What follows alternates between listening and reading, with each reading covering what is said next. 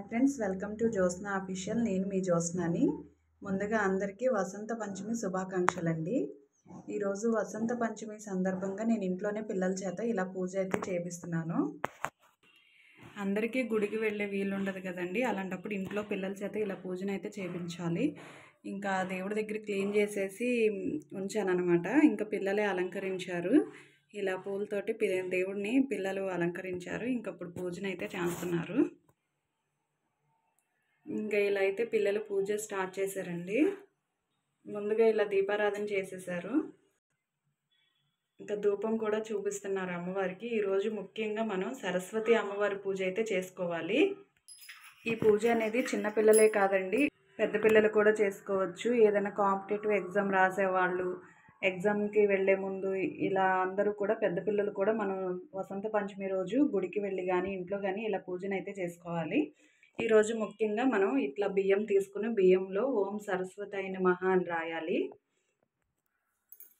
చిన్నపిల్లలు అయితే చేయి పట్టుకుని రాపించండి, పెద్ద పిల్లలు అయితే కనుక వాళ్ళని రాయమనండి. ఇట్లా బియ్యంలో ఓం సరస్వతి నమః అని చెప్పేసి రాయించండి.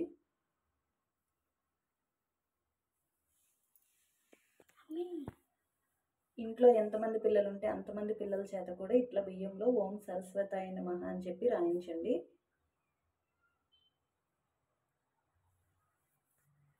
ఇలా బుక్స్ మీద కూడా పసుపు, కుంకుమ, అక్షంతలు, పువ్వులతోటి పూజను అయితే చేయించుకోవాలి. వాళ్ళ బుక్స్ ఉంటాయి కదండి, వాళ్ళ బుక్స్ ఇంక ఇట్లా పూజ గదిలో పెట్టేసి వాళ్ళతోనే పూజ చేయించాలి. ఇప్పుడు బుక్స్ మీద కూడా ఇలా పూజ చేయించిన తర్వాత మనం సరస్వతి అమ్మవారికి సంబంధించిన కొన్ని మంత్రాలు అయితే చదువుకుంటూ పూజ అయితే చేయించాలి. ఇప్పుడు నేను పిల్లలతో చదివిస్తా పూజను అయితే చేపిస్తానండి. సరస్వతి నమస్తుభ్యం వరదే కామరూపిణి విద్యారంభం కరిష్యామి సిద్ధుర్భవతమే సదా పత్ర విశాలాక్షి పద్మకేసరి వర్ణిని